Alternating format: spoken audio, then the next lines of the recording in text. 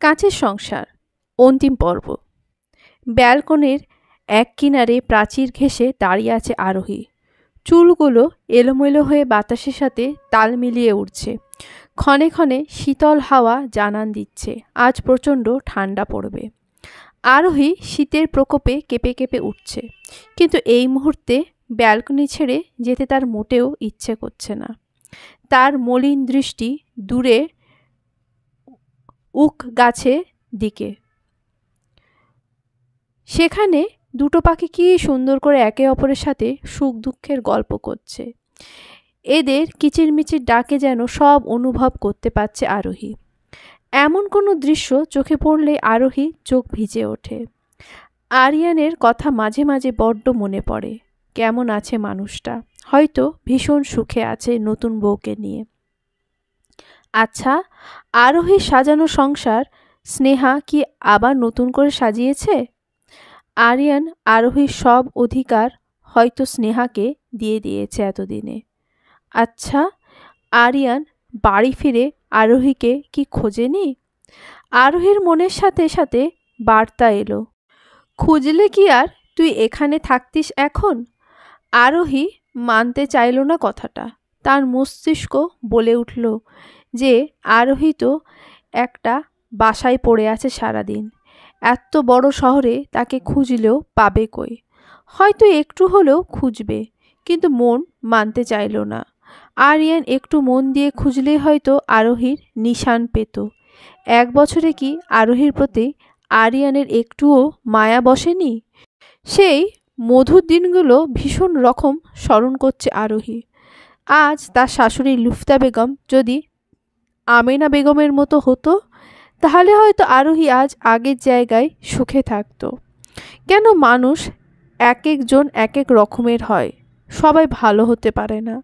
সবাই একরকম ভালো হলে হয়তো এই নিষ্ঠুর দুনিয়াটা পাল্টে যেত। 2 মিনিট সময় নিত না। ভোরের আলো ফুটতে শুরু করেছে। চারিদিকে আস্তে আস্তে কোলাহল বাড়ছে। সকালে ভোর ফোটার সময় এই স্নিগ্ধ বাতাস গায়ে লাগলে ভীষণ ভালো লাগে। রাতে তেমন একটা ঘুম না হওয়ায় সকাল সকাল উঠে গোসল সেরে নিয়েছে। লম্বা চুল বেয়ে পানি চুপসে চুপসে পড়ছে। পরনের শাড়ি কোমরের দিকে ভিজে গেছে, কিন্তু সেদিকে আরোহীর খেয়াল নেই। পূর্ব আকাশে সূর্যি উঁকি দিচ্ছে। দেখতে দেখতে চারিদিকে সূর্যের কিরণ তির্যকভাবে ছড়িয়ে পড়ল। আস্তে আস্তে নীরব রাস্তাটা কোলাহলে ভরে এলো। কেউ কেউ চাকরিতে যাচ্ছে, আবার কেউ কেউ বাচ্চা নিয়ে স্কুলে যাচ্ছে। এক একজনের উদ্দেশ্য ভিন্ন ভিন্ন। আরোহী রাস্তা থেকে দৃষ্টি সরিয়ে সূর্যের দিকে তাকালো। ছোটবেলায় আশ্রমে খেলার সঙ্গীদের সাথে খেলতে খেলতে হঠাৎ আরোহী একটা ইচ্ছে জাগত। সে বলে উঠত, এই চল আমরা একটা খেলা করি যে আমাদের মধ্যে কে কতক্ষণ সূর্যের দিকে তাকিয়ে থাকতে পারবে। আরোহীর কথায় সবাই রাজি হতো। সূর্যের দিকে কিছুক্ষণ তাকাতেই সবার চোখ দিয়ে পানি পড়ত। অনেকে চোখ বন্ধ করে ফেলত। তেমন সময় খালা দৌড়ে এসে বলতো, এই সব খেলা কে শিখিয়েছে? খালার কথায় সবাই আরোহীর দিকে ইশারা করলে তিনি আরোহীর পাশে এসে মাথায় একটা ছোট্ট চাপড় মেরে বলতো, এসব ভালো না, চোখ নষ্ট হয়ে যাবে। আরোহী তখন অবুঝের মতো বলে উঠত, খালা, চোখ দিয়ে পানি পড়লে ভালো লাগে আমার।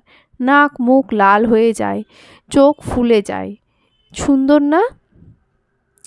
তখন খালা আরোহীর কথাই তার দিকে তাকিয়ে থাকতো আর বলতো, একদিন বড় হয়ে এসব আর ভালো লাগবে না, সুন্দরের কথা আর মাথায়ও থাকবে না। আরোহী কিছু বুঝে উঠতে পারতো না তখন, শুধু অবুঝের দৃষ্টিতে খালার দিকে তাকিয়ে থাকতো। আরোহী আর বেশিক্ষণ সূর্যের দিকে তাকিয়ে থাকতে পারল না। চোখ দিয়ে অশ্রু বেরিয়ে গেছে। সে দ্রুত চোখ বন্ধ করে ফেলল। এরপর আবার চোখ খুলতে আশপাশ অন্যরকম লাগলো। আজ অনেক দিন পর সেই ছোটবেলার কথা মনে পড়ে গেল। আসলেই খালার কথায় ঠিক। একটা সময় পর সৌন্দর্যের আর কোনো মূল্য থাকে না, আসল তো কপাল। আরোহী রুমে এলো। আজ রুহান এলো না একবারও। কি জানি, হয়তো বাবাকে কাছে পেয়ে। এমনি প্রতিদিন সকালে ঘুম থেকে উঠে সোজা আরোহীর কাছে এসে তার কোলে উঠে যেত। আরোহী মুখ ধুয়ে ফ্রেশ করে খাবার খাইয়ে দিলেই খেত, কিন্তু আজ আসলো না। আরোহীর হঠাৎ খারাপ লাগা কাজ করতেই সে তাচ্ছিল্য হাসল।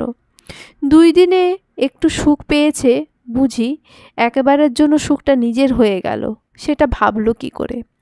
আরোহী তো পর, হয়তো রুহান তাকে 2 দিনে নিঃসন্তানের সুখটা পূরণ করেছিল, কিন্তু তা তো একেবারের জন্য নয়। আরোহী আর কিছু না ভেবে ওয়াশরুমে গিয়ে মুখে পানির ঝাপটা দিয়ে রুম থেকে বেরিয়ে এলো। সে রান্নাঘরের উদ্দেশ্যে সিঁড়ির ধাপে পা বাড়াতে নিতেই বিপরীত রুমের দরজার দিকে চোখ যেতে কালকে রাতের ঘটনা মনে পড়ে গেল।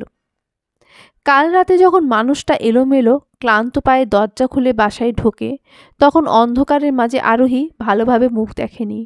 সে ভেবেই নিয়েছিল চোর। এক মুহূর্ত মাথায় আসেনি যে চোর কিভাবে ভদ্র পোশাকে গাড়ি নিয়ে আসবে। যখন একবার চোর উচ্চারণ করল, ঠিক ওই সময় নিহানের দৃষ্টি আরোহীর দিকে পড়ল। অন্ধকার বিধায় কেউ কারো চেহারা তেমন একটা দেখেনি। মানুষটা ভ্রু কুঁচকে এগিয়ে এসে আরোহীর প্রশ্ন ছুড়ল, কে আপনি? আরোহী, সে কোনো মতে উচ্চারণ করল। আরোহীর নাম শুনে নিহান নামক মানুষটা চমকালো না, হয়তো আমেনা আহমেদের কাছ থেকে শুনে নিয়েছে। আমি নিহান, চোর নয়। আরোহী ভাবনার মধ্যেই নিহান নামক মানুষটা আর কিছু বলার সুযোগ না দিয়ে সোজা সিঁড়ি বেয়ে চলে গেল। এদিকে আরোহী লজ্জায় মাথা নুইয়ে ফেলল। শেষ পর্যন্ত বাড়ির ছেলেকে কিনা চোর বানিয়ে ফেলল। রাতের ঘটনাটা মনে করে আরোহী হেসে দিল। কি এক লজ্জাকর পরিস্থিতি! আরিয়ানের দিন এখন শুরু হয় তিক্ততায় ঘেরা। আজও ব্যতিক্রম নয়।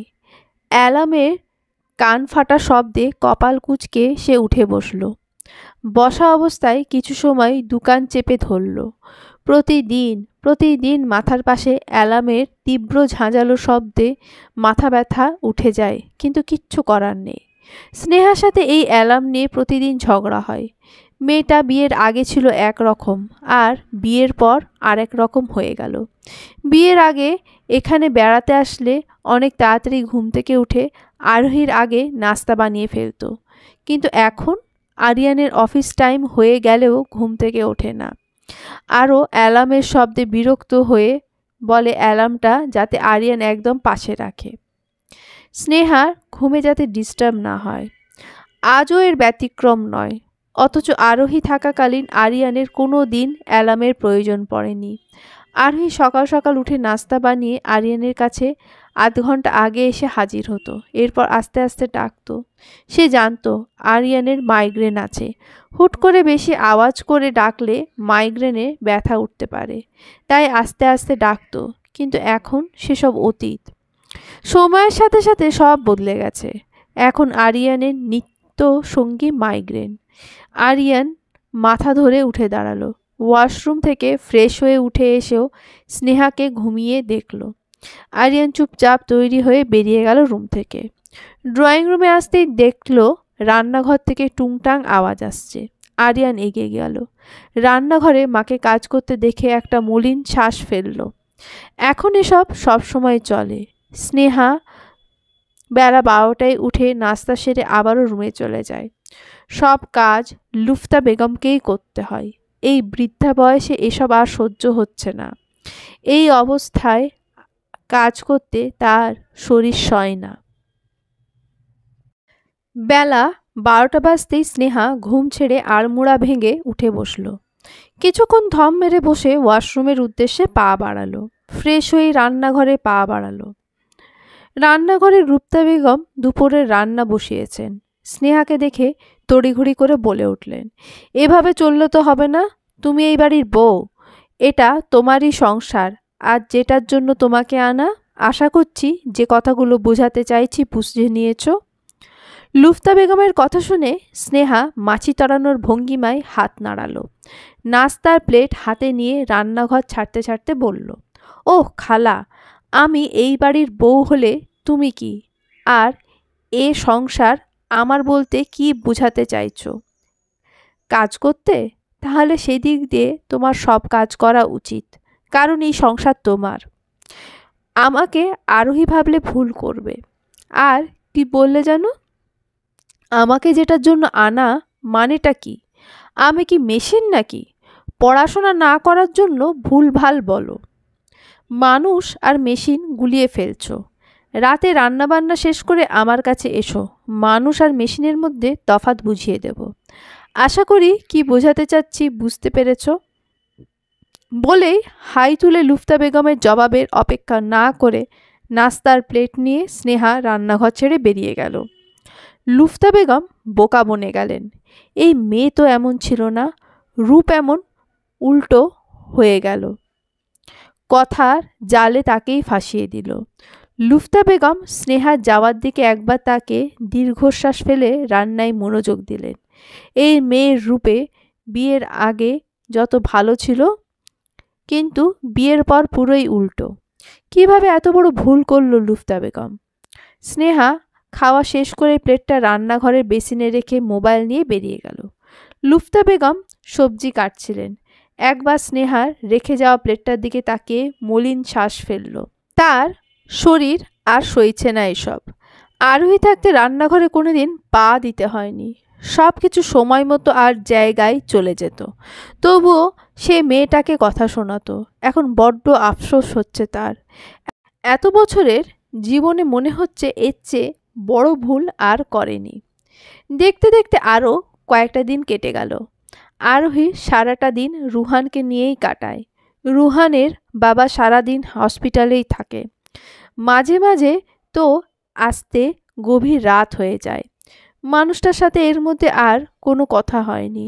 আরোহীও মানুষটা বাসায় থাকলে রুম থেকে বেরোই না, কারণ তাদের পূর্ণ পরিবারের মাঝে আরোহীকে দেখলে মানুষটা বিরক্ত হয়।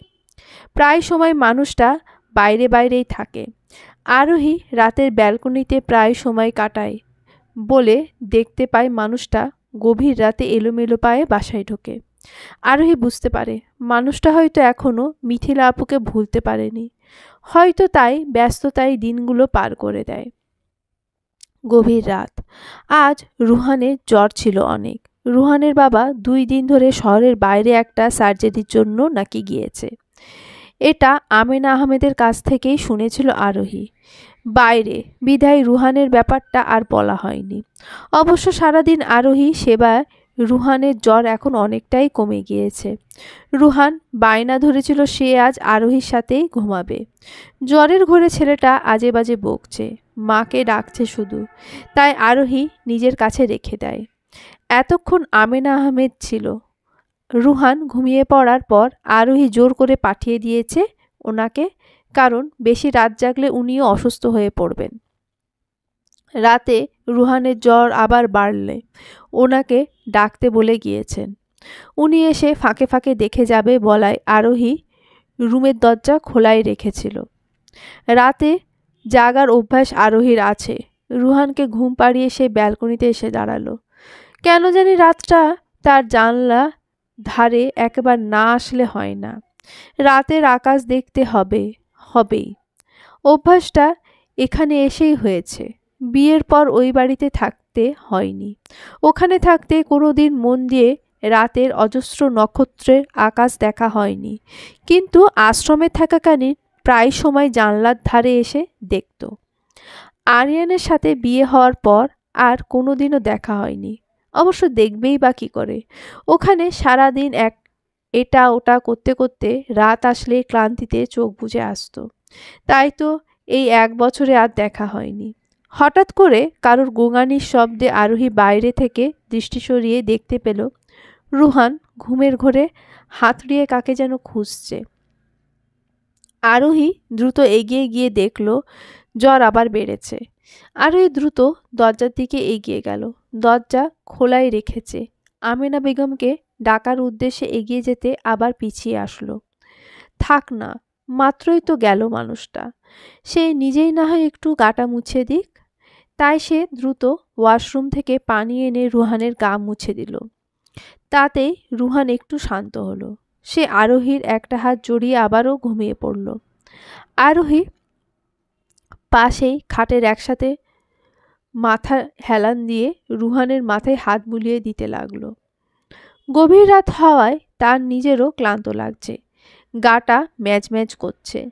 আস্তে আস্তে বসা অবস্থায় চোখ বন্ধ করে ফেলল। একটু রাত হতেই দরজায় টোকা দেওয়ার শব্দ হলো। আরোহী চোখ মাত্রই ঘুমে বুঝে এসেছিল বলে আর চোখ খুলে দেখতে হলো না। ঘুমের ঘোরে দরজা সেখানে আর যেতে ইচ্ছে হলো না। হয়তো আমেনা বেগম রুহান ঘুমিয়েছে কিনা জিজ্ঞেস করতে এসেছে। দরজা তো খোলাই আছে। অনেকক্ষণ হওয়ার পরও যখন কারো সাড়া শব্দ পেল না, তখন আরোহী আস্তে আস্তে চোখ খুলতে নিহান নামক মানুষটাকে দেখতে পেল। সে তড়িঘড়ি করে উঠে বসল। এই বাসায় আসার এই প্রথম বোধহয় উনি এই রুমে।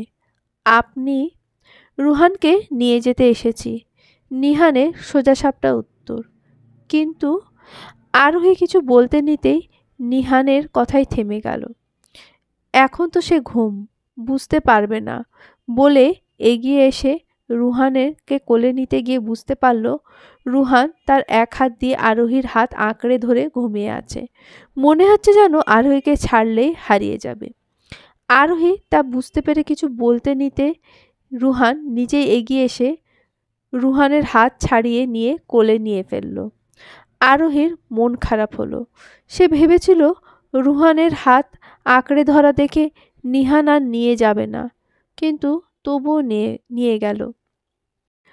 তার কেন যেন মনে হয় আরোহীর এই বাসায় থাকাটা মানুষটা অপছন্দ করে, কিন্তু কোনো মতো একটা চাকরি পেলে সে বেরিয়ে যাবে। আজ অনলাইনে একটা চাকরি দেখতে পেয়েছিল, কালই গিয়ে কথা বলবে। আরোহী মলিন শ্বাস ফেলল। নিহান বেরিয়ে যাওয়ার আগে মুহূর্ত দরজা এখানে গিয়ে থেমে পেছনে ফিরে আরোহীর দিকে তাকালো। সারাদিন অনেক করেছেন আর গভীর রাত পর্যন্ত অনেক সেবা দিয়েছেন, সেই জন্য ধন্যবাদ। আরোহী খাটের দিকে মন খারাপ করে তাকিয়েছিল। হঠাৎ করে কারোর কণ্ঠ শুনে দরজার দিকে দৃষ্টি দিতে দেখল নিহান রুহানকে কোলে নিয়ে অবস্থায় দরজায় এখানে দাঁড়িয়ে আছে। তার দিকে তাকিয়ে কথাটা হয়তো বলেছে। আরোহী সেদিকে তাকাতেই রুহান চোখ ফিরিয়ে নিল। এই বাসায় এতদিনে মনে হয় এই প্রথম মানুষটা তার দিকে তাকিয়েছে। রুহান, এখানে থাকলে আপনি হয়তো আর ঘুমোতেন না, এত রাত জাগবেন না, ঘুমিয়ে পড়ুন বলেই নিহান বেরিয়ে গেল। আরোহী সেই দিকে তাকিয়ে রইল। যাক, মানুষটাকে যতটা খারাপ মনে করেছে উনি এতটাও খারাপ নয় হয়তো। পরের দিন আরোহী রেডি হয়ে আমেনা আহমেদের কাছ থেকে দোয়া নিয়ে বেরিয়ে গেল চাকরির উদ্দেশ্যে। মূলত চাকরিটা বড়সড় নয়, এটা একটা বড় শপিং মলে সেলসম্যানের কাজ। তবুও আরোহী চাই। যথাস্থানে পৌঁছে উচ্চ মাধ্যমিক পর্যন্ত সার্টিফিকেট দেখাতে ওনারা আরোহীকে বিনা শর্তে চাকরিটা দিয়ে দিল। চাকরিটা পেতেই আরোহী আগে শুকরিয়া আদায় করে নিল। যাক, এত মানুষের ভিড়ে ভালো মানুষেও অর্ধেক আছেন, না হলে আজ এত দ্রুত চাকরিটা পাওয়া আরোহীর কোনো কালেই ভাবেনি। পরের দিন থেকে জয়েন করার কথা। আরোহী ভাবল বাসায় গিয়ে আমেনা আহমেদকে বলে আর একটা ছোটোখাটো ঘরে উঠবে সে। বাসা ঠিক করে আশ্রমের খালার সাথে কথা বলবে। বাসায় উঠার কথার মাঝে আর একটা নতুন চিন্তা উদয় হলো। তার কাছে তো এখন কোনো টাকা নেই, বাসায় উঠবে কি করে? অন্তত 1 মাস গেলেই টাকা পাবে, তখনই তো বাসা সব গুছিয়ে নিতে পারবে। আরোহীর মন খারাপ হলো। আরও 1 মাস কি ওই বাড়িতে বোঝা হয়ে পড়ে থাকতে হবে? অবশ্য ওনারা অনেক ভালো মনের মানুষ। আরোহীর ওপর একবারও বিরক্ত হয়নি, উল্টে আরোহীর অন্য বাসায় ওঠার কথা বললে বিরক্ত হয়। কিন্তু এখন যাই হয়ে যাক না কেন, আরোহীর বাসাটা থেকে চলে আসাই উচিত।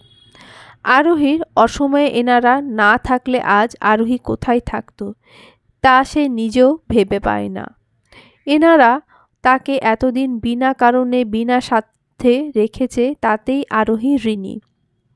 আজ কাল নিজের আপনজনরা খবর নেয় না, অথচ এনারা মানবিকতার উজ্জ্বল দৃষ্টান্ত হয়েছে এনারা। এনাদের ঋণ হয়তো কখনো শোধ হবে না।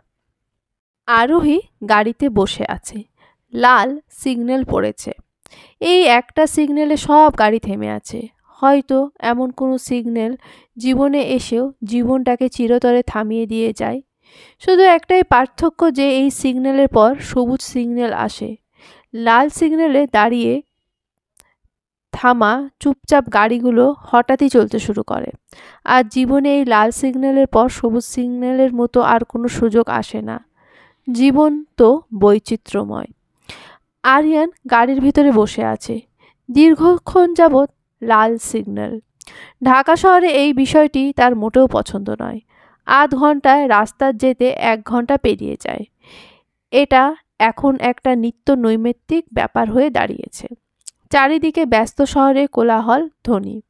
আরিয়ান বিরক্ত দৃষ্টিতে জানলার দিকে কাঁচে গলিয়ে দৃষ্টি দিল। আচমকা দৃষ্টি আটকে গেল বিপরীত পাশে একটা গাড়ির দিকে। গাড়ির ভেতরে মলিন চেহারার অধিকারিণী সেই মেয়ের দিকে দৃষ্টি আটকে রইল। দীর্ঘ কতদিন পর আরিয়ান মনে করার চেষ্টা করল। প্রায় 1 মাস পর সেই চিরচেনা মুখটি দেখতে পাচ্ছে। খুব পরিচিত সেই মুখ। জানলার বাইরে মলিন দৃষ্টি দিয়ে আছে আরোহী। বুকে কোথাও জানি ক্ষীণ ব্যথা অনুভব হচ্ছে আরিয়ানের। তার দৃষ্টি এখন ওই গাড়িটার দিকে।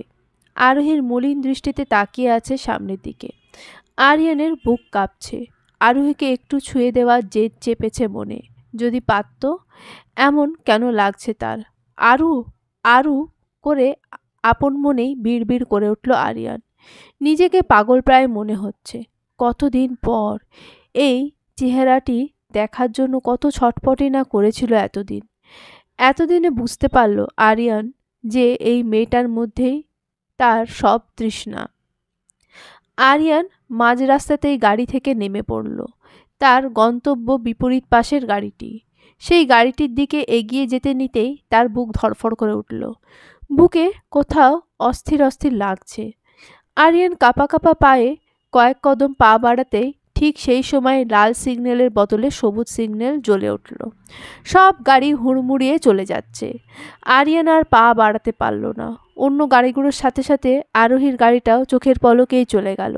আরিয়ান দ্রুত গাড়িতে উঠতে আরোহী ওই গাড়িটা নিমেষের মধ্যেই মিলিয়ে গেল। সে মাথা চেপে ধরে চিৎকার করে উঠল। আরোহীকে আরও একবার হারিয়ে ফেলল সে। না, আমি ঠিকই খুঁজে নেব। আমার আরু এখানেই আছে। আপন মনেই বিড়বিড় করে উঠল আরিয়ান। বাসায় ফিরে আরোহী রুম থেকে বেরিয়ে রুহানকে কোলে নিয়ে রান্নাঘরের দিকে পা বাড়ালো। আমিনা আহমেদ কড়ায় কি যেন ভাজছিলেন। আরোহীর অস্তিত্ব অনুভব করতে পেরে চুলা কড়ায় ঢাকনা দিয়ে হাসি মুখে আরোহীর দিকে ফিরল। তোর ইচ্ছে পূরণ হলো? আরোহী হেসে আমিনা আহমেদকে জড়িয়ে ধরল। আজ তার খুশির দিন। হোক না ছোটোখাটো চাকরি, তবুও একটা চাকরি তো। সে তো আরামসে জীবন কাটিয়ে দিতে পারবে। আমিনা আহমেদও মনে মনে শুকরিয়া আদায় করল। অবশেষে মেয়েটার মুখে রাজ্যের খুশি দেখা গেল। জয়েন কখন? কাল বলেই আরোহী আমিনা আহমেদের দিকে তাকিয়ে উৎসুক করতে লাগলো। তা দেখে আমিনা আহমেদ আরোহীর মাথায় হাত বুলিয়ে আশ্বাস দিল, কিছু বলবি মা? বলছে কি খালা, এইবার তো চাকরি পেয়ে গেছি। তো সেটা দিয়েই তো আমি জীবন কাটিয়ে দিতে পারবো। বলছে কি যদি আর একটা বাসায়। আরোহী মিনমিনিয়ে বলে উঠল, এসব কি বলছিস? জীবন কাটিয়ে দিবি মানে কি? তোর জীবন তো এখনো পড়ে আছে। আর একটা বাসা বলতে, এটা কি তোর বাসা নয়? কিন্তু কোনো কিন্তু নয়। তুই আমাকে খালা ডেকেছিস তো? মন থেকে ডাকলে এই কথা বলতি না। আরোহী কিভাবে বুঝাবে ভেবে পাচ্ছে না। এই মানুষটা তাকে বেশি ভালোবাসে সেটা বুঝতে পারছে, কিন্তু এইভাবে এমন একটা মেয়েকে নিজের ঘরে আশ্রয় দিয়েছে।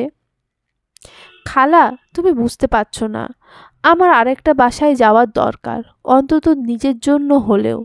তোমরা আমাকে মেয়ের মতো করে বিনা স্বার্থে অনেক করেছো, সেই জন্য আমি আজীবন ঋণী থাকব। কিন্তু তাই বলে সুযোগকে সবসময় ব্যবহার করব? আরোহীর কথায় আমের আহমেদ কিছু সময় নিয়ে যে কি ভাবলেন, তারপর মাথা উঁচু করে আরোহীর দিকে তাকিয়ে বলে উঠলেন, আচ্ছা, বিকেলে গিয়ে আমরা একসাথে বাড়ি দেখে আসব, ঠিক আছে? বলেই তিনি সবজি কাটতে নিতে আরোহী আগ বাড়িয়ে নিয়ে নিল। বিকেলে আরোহী আর আমেনা আহমেদ দুজনে গিয়ে একটা বাসা দেখে আসলো। মূলত আমেনা আহমেদ নিজেই আরোহীকে সেই বাসায় নিয়ে গেছিল। বাসার মালিক আমেনা আহমেদের পরিচিত, তাই বিনা কথায় আরোহীকে বাসা ভাড়া দিয়ে দিয়েছে। কিন্তু অন্যরা আরোহী একা মেয়ে মানুষ থাকবে বলতেই সোজা মুখের উপর না করে দিয়েছিল। তাই আমেনা আহমেদ নিজের পরিচিত বাসায় নিয়ে গেছিল। বাসা বলতে দুটা ছোট রুম, তা দিয়ে আরোহী ভালোভাবেই চলে যাবে। আমেনা আহমেদ 1 মাসের ভাড়া অগ্রিম দিয়ে এসেছে, আর কিছু টুকটাক জিনিসও কিনে রেখে এসে বাসার পথে রওনা দিল। আরিয়ান আজ সারাদিন রুমের দরজা আটকে চুপচাপ বসে আছে। তার অস্থির অস্থির লাগছে। আরোহীকে পায়ে ঠেলে বড্ড বড় ভুল করে ফেলেছে সে। এই জীবনে প্রথম আরোহীর প্রতি তার সব অনুভূতি এসেছিল, কিন্তু সেই মেয়েটাকেই মায়ের কথাই দূরে সরিয়ে দিয়েছিল। কিভাবে আবার ফিরে পাবে তাকে? গভীর নিস্তব্ধ রাত, চারিদিকে নিস্তব্ধতা ঘিরে ধরেছে। আরোহী ব্যালকনিতে দাঁড়িয়ে শান্ত দৃষ্টিতে আকাশের দিকে তাকিয়ে আছে। তার কোলে এলোমেলো লম্বা চুলগুলো ক্ষণে ক্ষণে হাওয়ায় উড়ছে। কপালের উপর অবাধ্য চুলগুলো এসে লুটোপুটি খাচ্ছে। আরোহী সরাতে ইচ্ছে করল না। পরনের শাড়ির আঁচল দমকা হাওয়ায় এলোমেলোভাবে উড়ছে। আরোহী দৃষ্টি শান্ত। নিহানের আজ বাড়ি ফিরতে বেশ রাত হলো। অবশ্য রাত হয়েছে না, সে নিজেই করেছে। তার ডিউটি অনেক আগেই শেষ হয়ে যায়। মাঝে মাঝে দেরি হয়, কিন্তু সে প্রতিদিনই মা বাবাকে বুঝ দেয় যে ডিউটি ছিল। মূলত সে রাস্তার ধারের ব্রিজে দাঁড়িয়ে থাকে, আকাশের দিকে তাকিয়ে রয়। সেই ব্রিজটা মিথিলার প্রিয় ছিল। মাঝে মাঝে গভীর রাতে সে বায়না ধরত যেন তাকে ওই ব্রিজের ধারে নিয়ে যাওয়া হয়, আর তারা দুজনে একাকী সময় সেই ব্রিজে কাটাত। মিথিলা কান পেতে শান্ত নদীর পানির কুলকুল শব্দ উপভোগ করত, সাথে জোর করে নিহানকেও শোনাত। কিন্তু নিহানের কোনো কালেই পছন্দ ছিল না। মিথিলা চলে যাওয়ার পর নিহানও মন দিয়ে শোনে। কোনো কালেই এই জায়গাটা তার পছন্দ ছিল না, কিন্তু মিথিলা চলে যাওয়ার পর সে এই জায়গায় মায়ায় গভীরভাবে জড়িয়ে পড়েছে। বাসার কাছে এসে নিহানের গাড়ি থামতে সে গাড়ি থেকে নেমে পড়ল। বাসার দিকে পা বাড়াতে নিতেই উপরের ব্যালকনিতে দাঁড়িয়ে থাকা অন্যমনস্ক আরোহীর দিকে চোখ পড়ল। নিহান নিজেই ভাবনায় মশগুল হলো। এত রাত জাগে মেয়েটা। মলিন শ্বাস ফেলল। এই পৃথিবীতে এক একজনের কষ্টের প্রকাশ এক এক রকম। নিহান এক ফলক আরোহীর দিকে তাকিয়ে দৃষ্টি সরিয়ে বাসায় যাওয়ার উদ্দেশ্যে পা বাড়ালো। আরোহী নতুন বাসাতে উঠল আজ বেশ কয়েকদিন হলো। বাসায় ওঠার প্রথম দিনই আশ্রমে গিয়ে খোঁজ নিল। খালা অসুস্থ ছিল, বিধায় এখন আর আগের মতো দায়িত্ব পালন করতে পারে না। তবুও নিজের অসুস্থতা লুকিয়ে বাচ্চাগুলো সব দায়িত্ব পালন করা যথাসম্ভব চেষ্টা করত। আরোহী সেদিন প্রথম দেখাতেই বুঝে গিয়েছিল যে খালা ভালো নেই, উনি অসুস্থ। আরোহী জিজ্ঞেস করাতে খালা ব্যাপারটা লুকাতে চেয়েছিল, কিন্তু পারল না। আরোহী খালাকে নিজের সাথে নিয়ে আসতে চাইলে তিনি বাচ্চাগুলোকে কে দেখবে বলে আপত্তি জানালো। সে ওই আশ্রমে 18 বছর পর বেরিয়ে যাওয়া একটা মেয়েকেই রেখে দিল বাচ্চাগুলো দেখাশোনার জন্য। আরোহী মেয়েটির মধ্যে নিজের প্রতিচ্ছবি দেখতে পেয়েছিল। যখন আরোহী 18-র পর আশ্রমে থাকার দিন শেষ হয়েছিল, তখন সে আশ্রম থেকে বেরিয়ে দিশেহারা হয়ে পড়েছিল যে কোথায় যাবে, কি করবে। ঠিক সেই সময় একজন তার পাশে এসে দাঁড়াতেই সে যাচাই বাছাই না করে সুযোগটা লুফে নিয়েছিল। কিন্তু এই মেয়েটার কি হবে? আরোহী মেয়েটার দিকে তাকিয়ে আশ্বস্ত ভরা কণ্ঠে হাসল, কারণ মেয়েটিও বাইরের দুনিয়ার সাথে পরিচিত নয়। এই শহরে চাকরির জন্য অনেক দৌড়াতে হয়। মেয়েটি আরোহীর কথায় এক বাক্যতে রাজি হয়ে গেছিল। আরোহী নিজেও ছুটির দিনে খালাকে সাথে নিয়ে বাচ্চাগুলোর সাথে সময় কাটায়। কেটে গেল আরও কয়েকটা দিন। আশ্রমের খালা এখন আরোহীর সাথেই থাকে। আরোহী দিনটি চাকরি করেই কাটিয়ে দেয়। সব মিলিয়ে ভালোই যাচ্ছে দিন, কিন্তু সারা দিনের ব্যস্ততা শেষে রাত হলেই কোথাও যেন কাঁটার মতো বেঁধে। এর মধ্যে ওই দিনের পর আমেনা আহমেদ আর আসেনি বা খোঁজও নেননি, হয়তো অনুশোচনায় দগ্ধ হয়েছে। আরোহী বাসায় ওঠার পর প্রায় দিন আমেনা আহমেদ রুহানকে সাথে নিয়ে আসতো। মাঝে মাঝে আরোহীর সাথে দেখা হতো, আবার মাঝে মাঝে হতো না। সেদিন এক সপ্তাহের মাথায় আমেনা আহমেদ আরোহীকে যেতে বললেন। মিথিলার মৃত্যুবার্ষিকী ছিল আর রুহানের জন্মবার্ষিকী। আরোহী বিনা বাধায় গেল। নিহানও ঘরেই ছিল। আরোহীকে দেখে নিহানের ভাবমূর্তির পরিবর্তন হলো। সে হয়তো আরোহীকে আশা করেনি। আরোহীর হুট করে সবাইকে অন্যরকম মনে হলো। আমেনা আহমেদ কিছু বলার আগেই নিহান আরোহীকে ডেকে নিয়ে গেল। এতদিনে এই প্রথম নিহানের রুমে, তাও বা সে নিজে ডেকেছে। আরোহী কিছুই বোধগম্য হলো না। তার ভাবনার মাঝেই নিহান বলে উঠল, আমি সোজাসাপটা কথা বলি, আপনাকে ডেকে আনার কারণও হচ্ছে একটা। আরোহী চুপচাপ দাঁড়িয়ে রইল। সে বুঝে উঠতে পারল না যে কি বলবে। হঠাৎ এমন আচরণ সবার। জি বলুন। আরোহীর সম্মতি পেয়ে নিহান আরোহীর দিকে শান্ত দৃষ্টিতে তাকালো। বাবা মা চাইছেন আমি যেন আপনাকে বিয়ে করি, অন্তত রুহানের জন্য হলেও। আরোহী চমকে নিহানের দিকে তাকালো। সবার এতক্ষণে অন্যরকম আচরণের মানে বুঝে উঠতে পারল সে। আরোহী কিছু না বলে চুপচাপ রুম থেকে বেরিয়ে গেল। আসার পথে ড্রয়িং রুমে কাউকে দেখেনি বিধায় আর কাউকে বলে আসেনি, সোজা বেরিয়ে গেল। রাতে খালা অনেক করে আরোহীর কাছে গিয়ে জিজ্ঞেস করার চেষ্টা করেছে যে কি হয়েছে। এত খুশি হয়ে গেছিল, কিন্তু দুপুরের আগে হুট করে চলে এসেছে, এসে কথাও বলছে না। আর উপায় না পেয়ে তিনি আড়ালে গিয়ে আমেনা আহমেদের কাছে কল লাগালেন। মাঝে মাঝে আমেনা আহমেদ আরোহীকে দেখতে আসতো, তখন আরোহী চাকরিতে থাকতো বিধায় বাকি সময় আমেনা আহমেদ আরোহীর আসার অপেক্ষা করতেন। এই সময়টাতে আমেনা আহমেদের সাথে তার গল্পগুজব করে কাটতো বলে আমেনা আহমেদের সঙ্গে তারও একটা ভীষণ ভালো সম্পর্ক হয়ে গিয়েছে। কিছু সময় পর খালা আবারও এলো। আরোহী খালার অস্তিত্ব বুঝে পেছন ফিরল। তুমি ওষুধ খেয়ে নাও খালা। ইদানিং খালার শরীরটা ভালো যাচ্ছে না।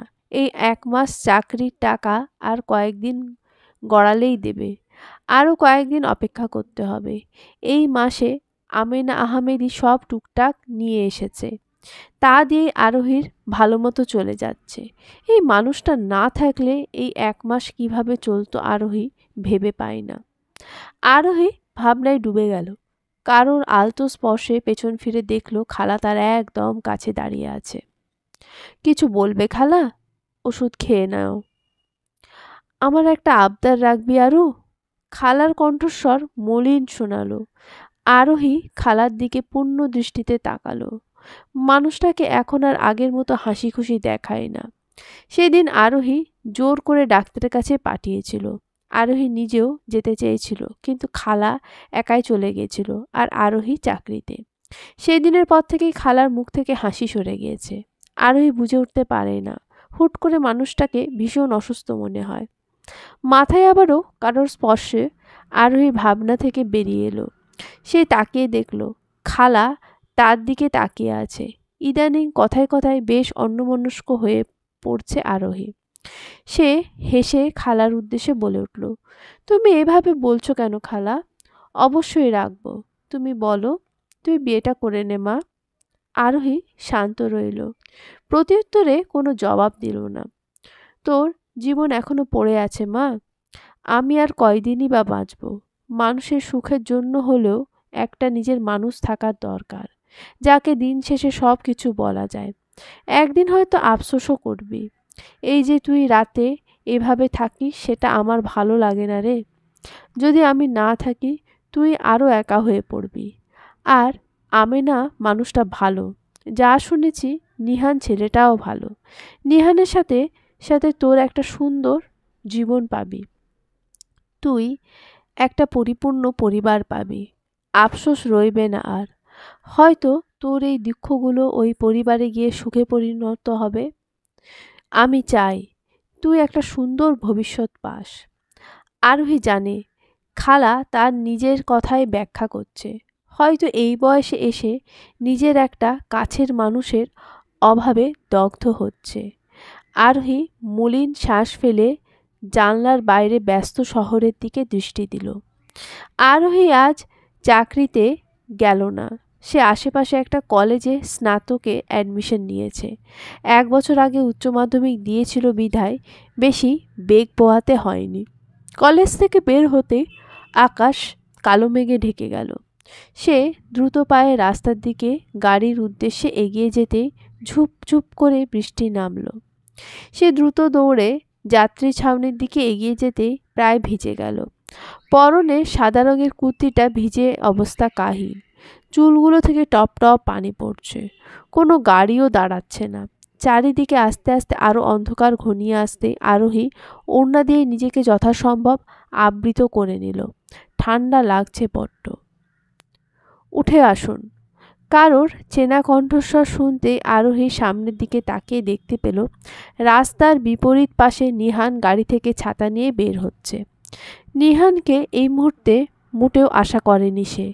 দীর্ঘ 1 মাস পর দেখছে। নিহান আরেকবার বলতেই আরোহী গাড়ির উদ্দেশ্যে পা বাড়াতে নিতে নিহান ইশারা দিয়ে ওখানে দাঁড়াতে বলল। আরোহী দাঁড়িয়ে রইল।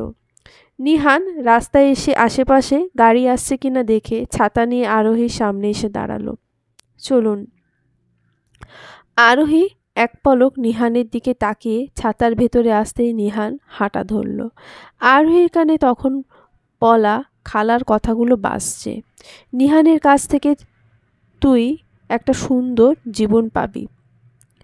নিহান আরোহীকে পাশের সিটে বসতে বলে আরোহী গাড়িতে উঠে পড়ল। নিহান আরোহী সিটের বাইরে থেকে দরজা বন্ধ করে ঘুরে নিজের ড্রাইভিং সিটে এসে বসল। কিছুক্ষণ চুপ থেকে বলে উঠল, দুঃখিত, আসলে ওই দিনের ব্যাপারটার জন্য। আমি মা বাবার দিকে তাকিয়েই রাজি হয়েছিলাম। ওনারা আপনি না হলে অন্য কোনো মেয়ের সাথে আমার জীবন আবদ্ধ করতে বাধ্য করত। তাই আমি ভেবেছিলাম আপনার জীবনেও তো অনেক কষ্ট, তাই আপনার কথা বলতেই রাজি হয়েছিলাম। আর হয়তো বাইরের কোনো মেয়ে আমার রুহানের এত যত্ন করতো না, কিন্তু আপনি প্রথম থেকেই রুহানকে একদম নিজের মতো করে যত্ন করছেন।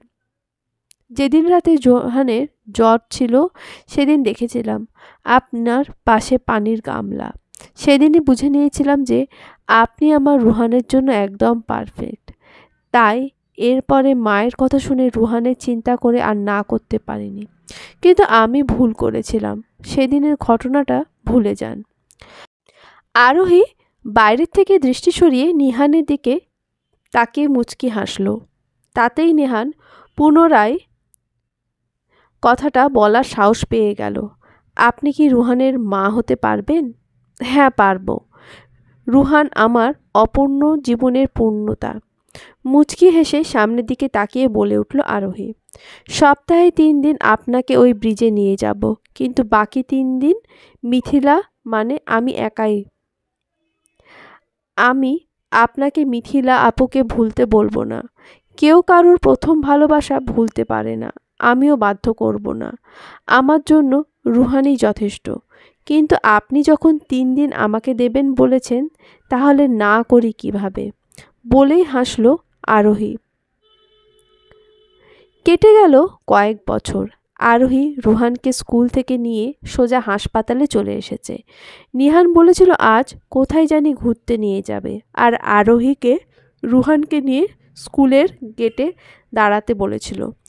কিন্তু সেই কখন থেকে দাঁড়িয়ে আছে, নিহানের আসার কোনো খবর নেই। তাই আরোহী আর অপেক্ষা সহ্য হলো না। সে রুহানকে নিয়ে সোজা হাসপাতালে এসে পৌঁছেছে। আরোহীর কল পেয়ে নিহান তড়িঘড়ি করে কেবিন ছেড়ে বেরিয়ে আসলো। দুঃখিত দুঃখিত রুহি, দেরি হয়ে গেল। আরোহী কিছু না বলে মুখ ঘুরিয়ে নিতেই নিহানের পেছনে কোনো একজনকে নার্সের সাথে তর্ক করতে দেখে থমকে গেল। বাবা, রাগ করেছো তুমি? নিহানের কথা শুনে রুহানও মুখ ফিরিয়ে নিতেই নিহান হেসে আরোহীর দিকে তাকাতেই আরোহীকে পেছনে তাকিয়ে থাকতে দেখে সেও পেছনে ফিরল। এই যে ডাক্তার! আরিয়ান অগোছালোভাবে নিহানের দিকে তাকিয়ে নার্সকে ইশারা করে বলতেই নার্স এসে বাধা দিল। দেখুন, স্যারের ডিউটি শেষ, আর আপনি টাকা না দিয়ে এখানে এত উন্নত চিকিৎসা আশা করতে পারেন না।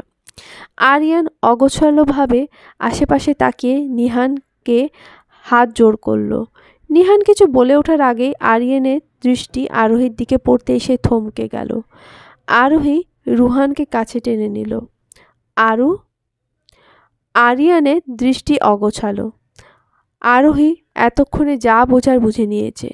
সে নিহানের দিকেই তাকিয়ে বলে উঠল, আজকে না হয় ঘুরতে নাই যায়, আপনি ওনার মায়ের চিকিৎসা শুরু করুন। আরোহী কথাটা বলে থামতেই আরিয়ান আরোহীর আরেকটু এগিয়ে এলো, এসে আরোহীর পায়ের কাছে বসে পড়ল।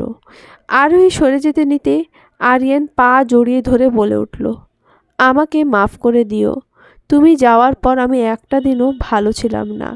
স্নেহা 1 বছর পেরোতেই আমাদের ধোকা দিয়ে বাসার সম্পদ নিয়ে চলে গেছে। সে পর্যন্ত মা আর ভালো ছিল না। মা অসুস্থ হওয়ার পর সব কিছু বলেছে আমাকে। আমাকে ক্ষমা করো। আরোহী জবাব দেওয়ার মতো ভাষা পেল না। উঠুন, আপনার মায়ের চিকিৎসা সুষ্ঠুভাবে হবে, চিন্তা করবেন না। নিহান আরোহীর কাছ থেকে আর কিছু জিজ্ঞেস করল না। সে আরোহীকে ভালোভাবে বাসায় যেতে বলে আরিয়ানের মায়ের চিকিৎসার উদ্দেশ্যে পা বাড়ালো। আরোহী পেছনে থেকে ডেকে বলে উঠল, একটু ওনার মাকে দেখে আসি। নিহান হ্যাঁ সূচক মাথা নাড়াতেই আরোহী এগিয়ে গেল। লুফতা বেগমকে চেনা যাচ্ছে না। কি শক্তপোক্ত শরীরের মহিলা, একদম জরাজীর্ণ হয়ে গেল। লুফতা বেগম বাইরে তাকিয়েই ছিলেন। আরিয়ানে ডাক শুনে ফিরতে আরোহীকে দেখে কাঁপা কাঁপা হাতে ইশারা করে কিছু বলতে লাগলো, কিন্তু শোনা গেল না। ওনার আওয়াজ বাইরে এলো না। শুধু এইটুকু বোঝা যাচ্ছে উনি হয়তো আরোহীর কাছ থেকে মাফ চাইছেন। আমার স্বামী নিহানের হাতেই আপনার মায়ের চিকিৎসা সঁপে দিলাম। আশা রাখি আল্লাহ চাইলে সব ভালোই হবে। আরোহী আরিয়ানের উদ্দেশ্যে কথাগুলো বলে শেষবারের মতো এক পলক তাকিয়ে রুহানকে নিয়ে কেবিন ছেড়ে বেরিয়ে গেল। আরোহী একটা মলিন শ্বাস ফেলল। তার কাঁচের মতো স্বচ্ছ সংসারটাকে শেষ করে দেওয়ার আফসোস হচ্ছে লুফতা বেগমের, কিন্তু এখন আর আফসোস করে কী লাভ?